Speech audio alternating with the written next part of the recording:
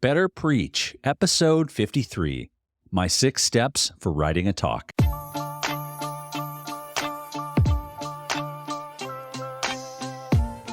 Welcome to Better Preach, a podcast for Catholic leaders on delivering and developing great Catholic talks. I'm your host, Ryan O'Hara, the 25-year vet of college and young adult ministry. Thanks for inviting me into your journey of communicating the true, the good, and the beautiful. If you've been listening to the Better Preach podcast, even for just a few episodes, you know that one of my favorite questions to ask is, what is your process for preparing a talk? This one question actually is what drove me to really start the podcast in the first place and has motivated me to keep going. I just love hearing the different responses that different speakers have to this question.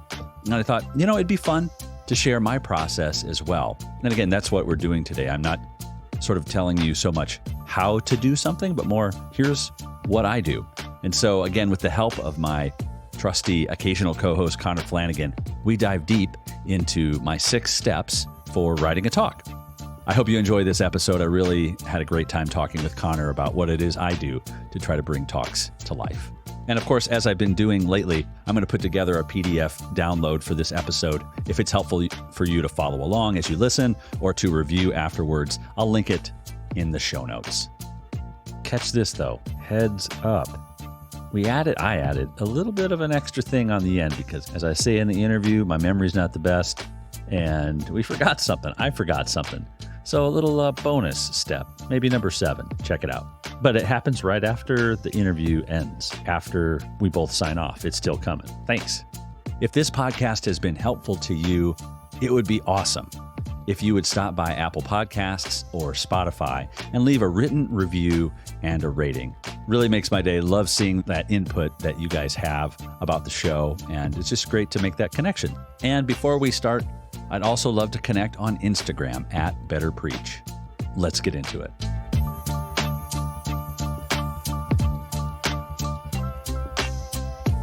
You ready? I am ready.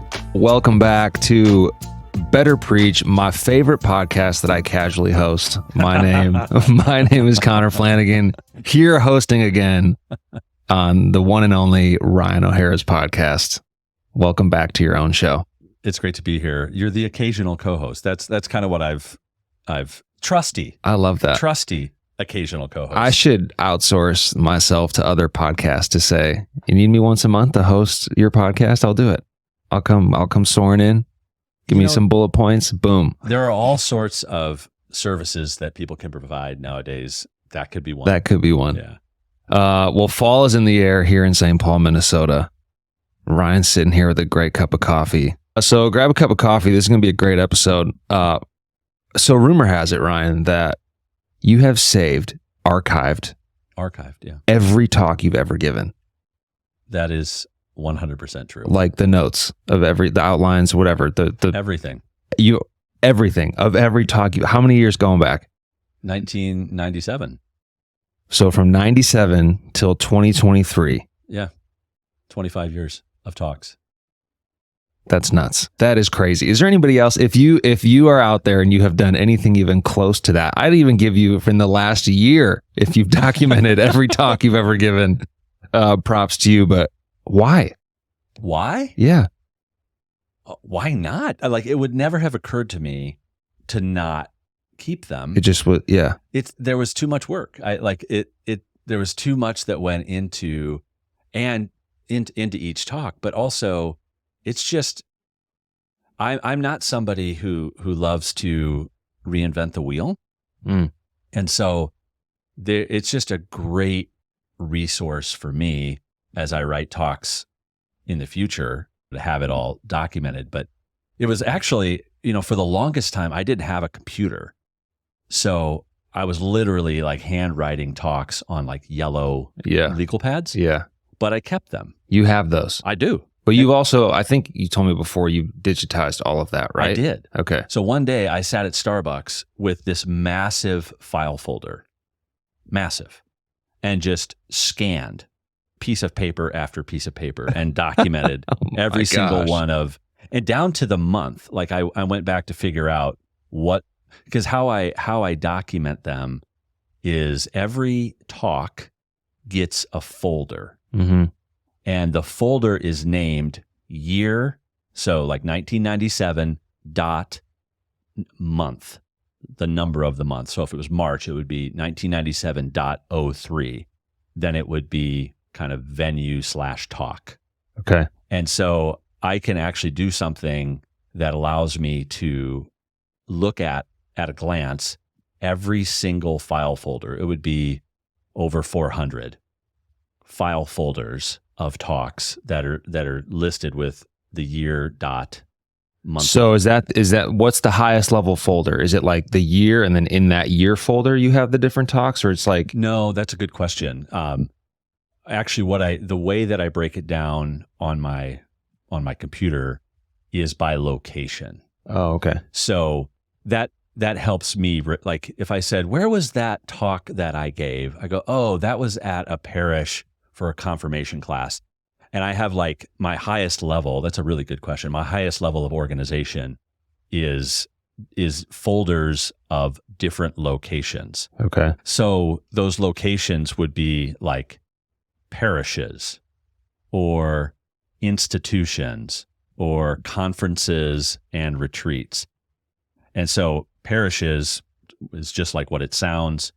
Institutions would be if I was brought in by a diocese, or there was a specific training institute that would bring me a seminary, yeah. Or my alma mater, other certification programs, other things like that. So that's institutions. And then the other main one are conferences and retreats. Yep. And then because I've been working in my different ministry organizations, I have, all of my SPO talks. Yeah. I have all of the talks that I've given for NET.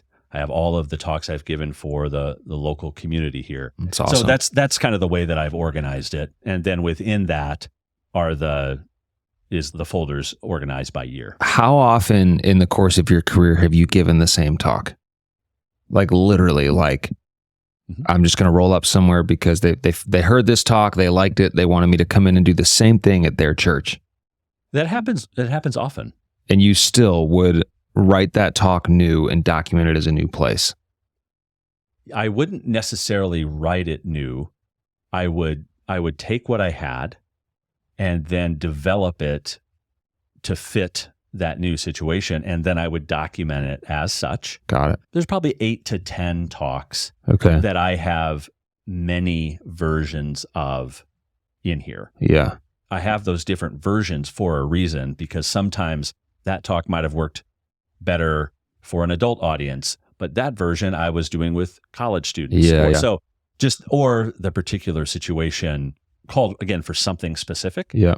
So that's how I handle that. Nice. What has been the greatest fruit of you documenting and being so diligent over these years doing this? And I want to know, has that paid off, and what has been the fruit of that diligence? So part of it is how I put talks together. They're basically like transcripts. So my talks would look like a transcript that has an outline orientation to it. Yeah. And so to me, that's just really valuable. Yeah. Like if I was giving talks and like the final product mostly was like a set of bullets or something like that, I don't think I would have thought that was as useful. Yeah. But the way that I develop talks, I think has encouraged me to document them and then to archive them. But I don't just document what I call speaker notes. Right. Speaker notes is the final version of the talk, and I have 2 specific labels. At the end of a talk, as I'm documenting it, I do an _SN. That's for the speaker note version of the talk. And then if there's an outline, I do an _OL. So, and then if it's a PowerPoint, even though it has the .ppt at the end, I still do _PPT. That's why I do it per folder. So in a folder, I have my _SN version, my _OL version, my _PPT version, and I also have the speaker agreement or other correspondence with the venue. Man. It's all listed there. I just don't like to reinvent the wheel. I feel like if I do the work once, let's allow that to kind of bless and benefit the future. And I think that's the benefit of a good archive system. I don't have the best memory, if I'm honest. Like, I don't have like a vault up there, you know? Right. And actually, I've just kind of let that be true about myself and let the computer do the remembering for me. And it's also just fun. Like I nerd out about organization. And I think I've shared this even on this podcast before. Like, so much of my life is not organized, is chaotic, is unpredictable. This isn't. Right. And this feels really good. This is like a happy place, and I just keep building it, and it's just something that I do. But I think it first starts with, why do I take such meticulous care of documenting and archiving? It's because of the nature of the materials that I produce, I think warranted that. Yeah. Because of how detailed I am as I'm writing it. Not everybody, as I've done this podcast, I would say 20% write their talks out in the way that I do. Yeah. Most others don't. Yeah. And then other people have said they actually, I hear this a lot with priests and homilies, they actually purposely don't hold on to them. Right. There. Yeah. Well, all right. So you have years and years and years of documenting your talk. So you clearly have a process in place for when you prepare to write a talk. That's right. And that's what we're going to jump into. It's pretty today. consistent too. Yeah. Yep. So why don't you give us the overview? There's 6 steps. Yeah. There's 6 steps that I take every time when I write a talk. And it goes like this. The first, step 1 is handwrite. Step 2 is type and develop. Step 3 is the handout or the outline that we might share with the group. The 4th is slides. And again, 3 and 4, the handout and the slides, is optional. Sometimes there's not a handout. Sometimes there aren't slides. But if there is, that's where they fall in the process. Step 5 is when I print my speaker notes.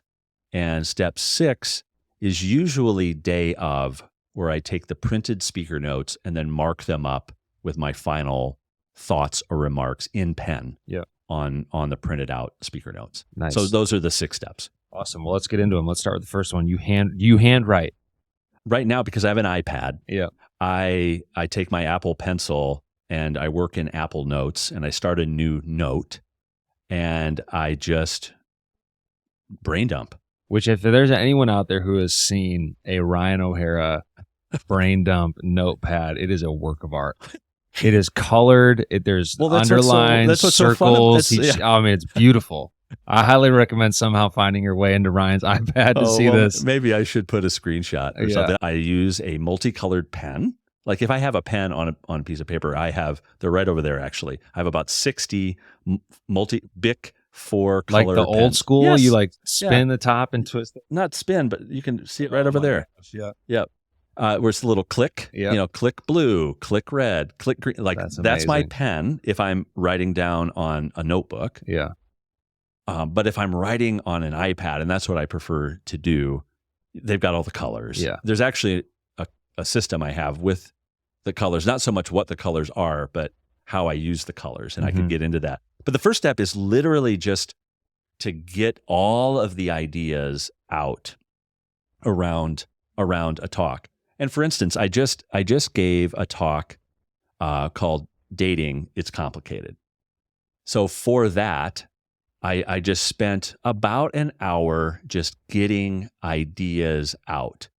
Because it was that topic, I wanted to think about in my own life, where were the times that I complicated dating? How is it complicated for people today in 2023? Much more complicated than it was in 1998 when I was dating.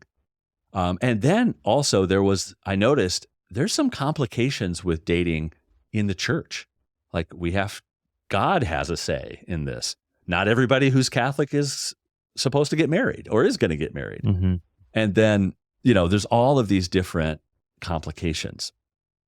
So that I started to see that emerge as I just wrote them down. And I thought I was just going to kind of start off with kind of one funny story from my own life, but I started to see like this bullet list of things. And then another bullet list of complications were emerging for 2023. And this sort of bullet list started to emerge for the church. And so I was just writing out all the things that are complicated about dating. And then I continued to brainstorm for some of the practical things to kind of help people date with marriage in mind. That was sort of the point. And I just started to write some of the things that make that difficult. Yeah. I wanted to root the story or the talk in the biblical vision for relationships. And so I spent a good amount of time looking at different relationships in the scriptures and wrote a number of them down and some of the things that were particular to them. I even remember at this point, I'm sending texts to guys who know Catholic theology really well and go, what comes to mind when it comes to dating, marriage, if you will, dating? We don't so much see dating in the Bible, but so I was consulting others and talking to them. And so that process, that document lived on my iPad, for about 3 or 4 days. I usually set aside about 90 minutes to just focus on getting all of the ideas, all the questions, related scriptures, to get them all out. And what's so fun about an iPad is it could just go forever. Is unending. What about that? Obviously there's lots of ways to start. There's lots of places to start. Apple Notes, Google Notes, on your phone, whatever.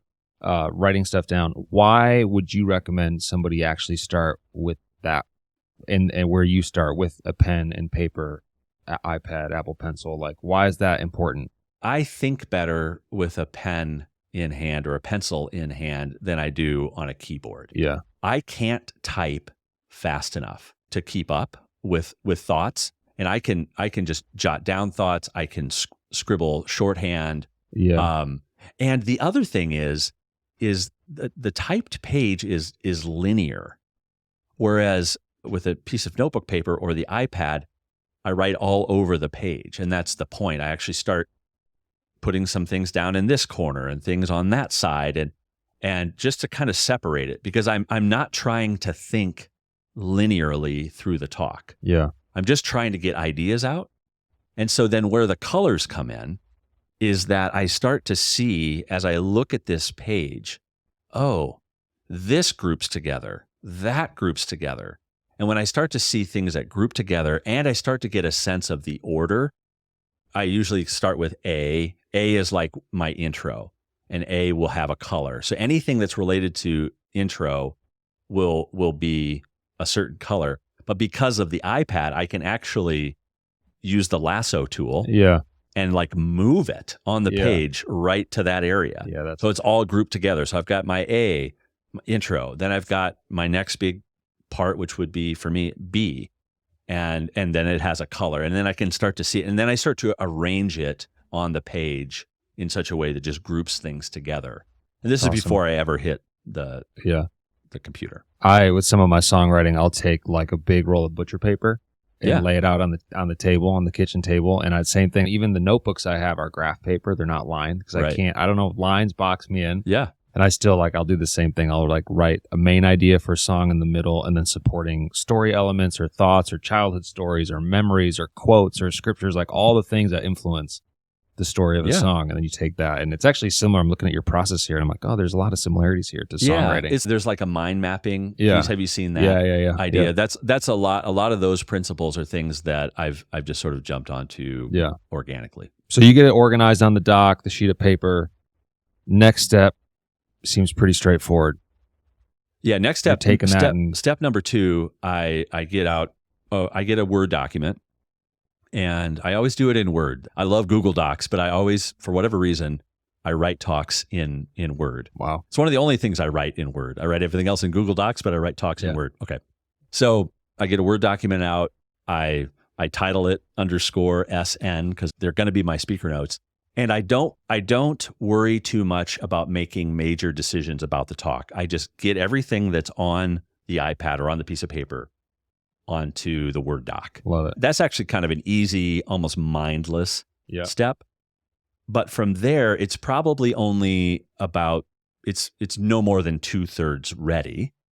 Then there's a whole process of developing the document to feel like I get it to where the speaker notes are final. Yeah. So the typing is quite quick. Yeah. But the development will take time. And usually I have an indication on my speaker notes that says needs development. Yeah. And I just don't worry about it. I just note it like, hey, this area is not developed. And I put a kind of highlight purple that tells me that, hey, this area needs work. Yeah. And so those are where I'll go back afterwards and really flesh out. Because again, just the way I write talks is putting it almost like a transcript. Yeah. So if nothing's there, I'm not ready. So you get it ready, you finalize it. Now you're getting ready to ship it to the people. You're going to show up at the place.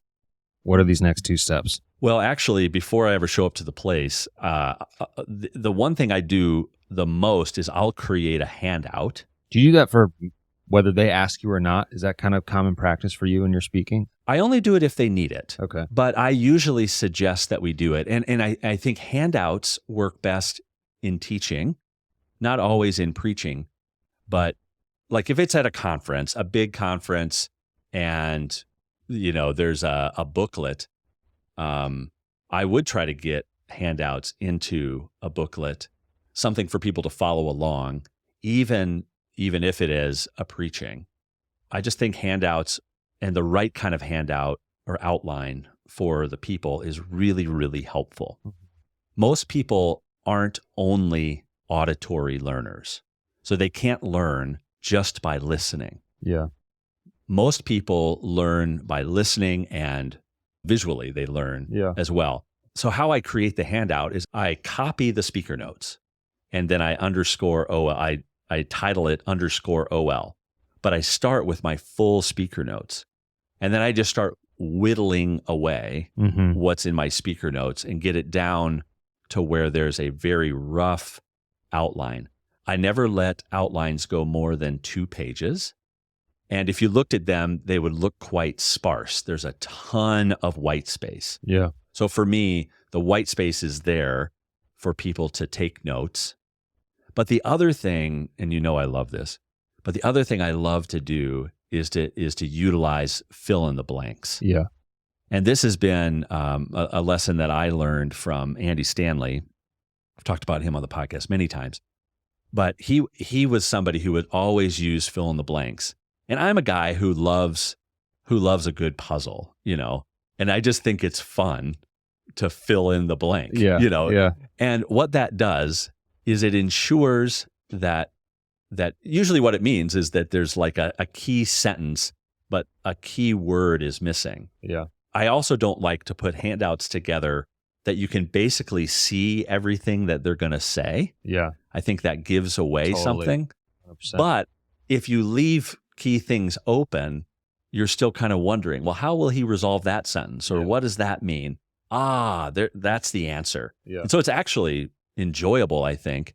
One of the main reasons I do it, I want to communicate to them that there's a plan. Yeah. That I am not going to be able to hit a fill in the blank unless I've thought about what I want you to know. And where you're going to take them. Yeah. Yeah. And I think it subtly communicates that we've got a plan. This talk isn't coming out of nowhere. There's been a lot of prayer and preparation put into it, so much so that I can leave a keyword out and we'll hit it during the talk every time. Right. I keep a lot of space. I don't try to give too much away in the outline, but I try to make sure that key points that I want them to take away, I always create 1 or 2 words in that sentence. I leave them out, and then we hit those spots. It's also a place where if there's discussion questions, we can list those. If there's action items, you can be really clear. Again, I think sometimes we think too highly of our ability as speakers to achieve everything we need just with our voice. Yeah. And I don't... Ooh, say that again. I think we think too highly of ourselves. I think we can achieve everything we need through a talk just with our voice. Yeah. And I don't think that's true. I think the adult learner today, any learner today, is going to need multiple reinforcements. Yeah. And so for me, the handout is a hallmark of what I can do to reinforce learning. So that's why I'm so giddy about it. I'll put an example. I could put an example of that in the show notes to see, to give people an example of what I'm talking about. You should. I feel like, man, I don't know if anybody out there's listening feeling challenged right now, but I was so challenged by that. You're like by your preparation, mm-hmm. and challenged and edified. I think and we've talked about this on this podcast before, but like the gift it is to share the gospel, Patreon, right? Like to have a platform on behalf of the gospel and the weight of that responsibility to share it. And then you add money on top of that. Like you're getting paid to do this thing. Like I'm really both challenged and edified by the diligent preparation. Even in that, like making sure they know and thinking of like, wow, you're going to hit a fill in the blank 5 lines down on your outline. Like that's crazy. Yeah. That's really awesome. Yeah. And it keeps me accountable. Yeah. 100%. I can't go off on tangents because I got fill in the blanks to nail. I've been at talks where I get a handout and you never get through any of it. And you're just like, what? And then, speakers shoot themselves in the foot because you're like, I came to actually hear what's on the handout. And I am very particular. That's why it's another reason I use sparse handouts. I don't want to overpromise and underdeliver. Yeah. If it's sparse, I always just write introduction. Yeah. I don't do much of like fill in the blanks or anything at the beginning because I always know the introduction is going to flex and day of, we're going to kind of go here or there. I do not overpromise on my handouts. Because I want to make sure that we hit what we hit. Yeah. And so and the other thing is, so people are auditory learners, they're visual learners, but they're also kinesthetic learners in that there's a physical engagement of writing. Yeah. We retain so much more of what we ourselves write down. Yeah. And I don't need them to take a lot of notes, but if they write down key words and they see a phrase, they're much more likely to internalize it. Yeah. For that. Good. So handout, we got slides. I don't always do handouts, and I even less would do slides. But that's the next thing that I would prepare. And for me, Canva has been the game changer. I have a template for all of my talks. I have certain colors. I have certain fonts. I even have a PowerPoint template of a variety of slides that I can make new slides based off of that. So I had to do some work to get colors and fonts and visuals that I liked, but I have tons of PowerPoint presentations built in Canva based on those templates. We've talked about this a lot. For me, I only want to have a slide if it helps to reinforce the main point, if it's a simple visual that helps to augment what's being said.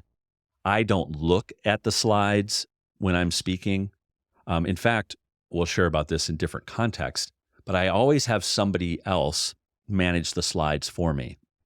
And the reason that is, I don't trust myself to be able to keep track of all the things I need to do with it, because it's not about the slides. Right. They should just be in the background and helpful. Right. So, you should be able to easily see the words, I never do big paragraphs of a scripture. I will always take the most important line from a scripture. Yeah. So I might read a paragraph of scripture or three verses, but I always only visually represent one line. Yeah.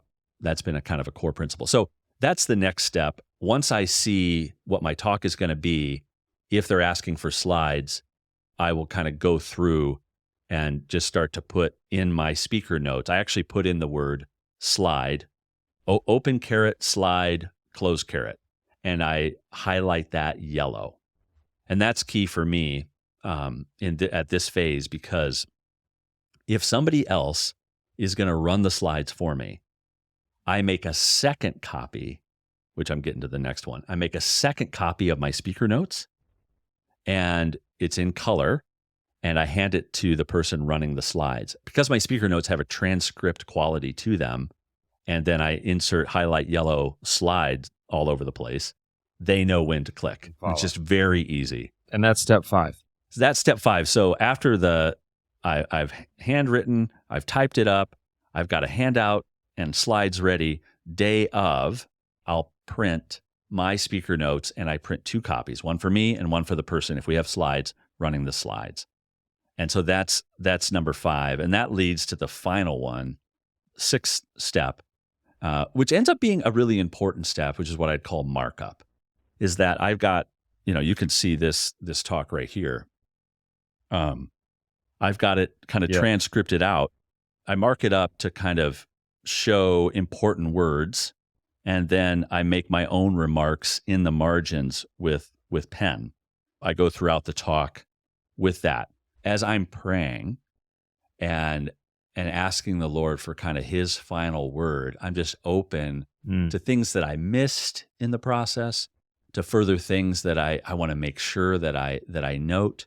Because again, my speaker notes, when I finish them, they're not perfect. Yeah. There's days, maybe sometimes even a week or more that goes by, but I've continued to process it in the background. Mm-hmm. And so so often the Lord will give me just a word right before we start, and I'll note that at the top. And so then what this is this is a third or fourth kind of document, and I call it _actuals. I scan with my phone each one of these 4 pages as a PDF, and I title of talk _actuals, and that goes into the file. Still makes it into the file. Well, it does, and actually it becomes really important because those additions actually help me the next time I want to write the talk. So I'll go back to the actuals, and then add a lot of what I wrote in the margins back into the new transcript for the next time I do it.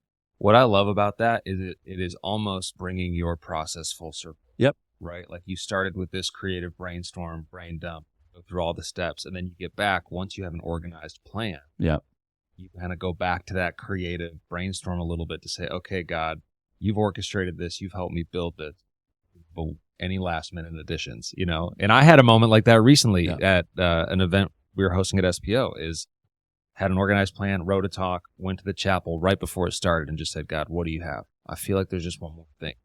And because I had a plan and a structure and an outline, I was very easily able to punch in that little thing that he gave me last minute. Amen. So I love even just seeing it here, looking at your outline. It's cool to be like, oh yeah, this is literally like a full circle process. I went to a training event up here in Minnesota once with Father Dave Pavanka. Yep. And he had mentioned, and he was training a bunch of youth ministers and poking fun at youth ministers for being unorganized and saying that the Holy Spirit actually works best through an organized plan and an outline. And this final step, I think, is so proof of that. Yeah, and it just recognizes the fact that, hey, all I have right now are typed up words on a page. But Lord, you still need to bring this thing to life. Yeah. It's kind of like when I look at it, I'm like, there's a lot of, I wrote a lot of stuff down. Yeah. Yeah. And I just, you could still just see the Lord working, saying, we're not done yet. We're not done yet. Don't miss it. Be ready. Say, and him just literally coaching me up until the last minute. And that ends up being the process. And so once I get the actuals documented and, archived, that file is complete.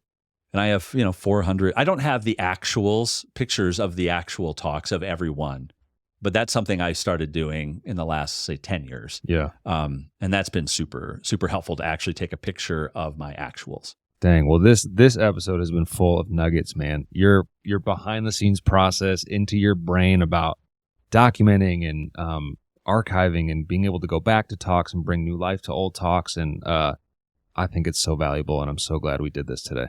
Me too. Thanks, Connor. Yeah, thank you. And we're going to put together a little kind of PDF if people want to see kind of what these steps are and some key things that I do along the way. If people want to check that out in the show notes. See you, dude. Peace. And as I listened back to the interview, I realized I left an important step out. Oops, sorry about that. But I mention often in this interview that I take a transcript-like approach to writing talks. But what I didn't mention is what I do to not just read the talk, because I have it all up there with me. I don't memorize it, but rather I try and internalize it.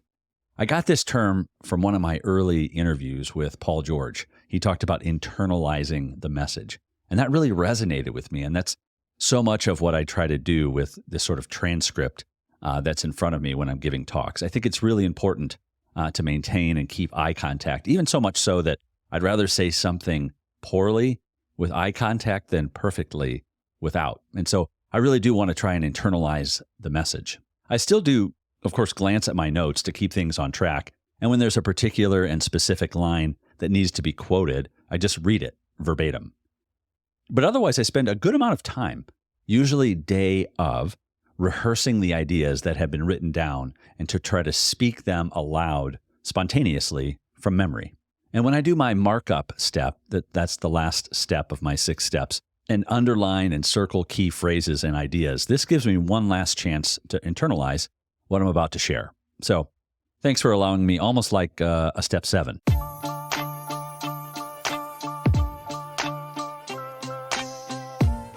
If this podcast has been helpful to you, please leave a written review and a rating on Apple Podcast or Spotify. And here's the deal. You all have millions, literally millions of choices when you podcast. Thanks for pressing play today.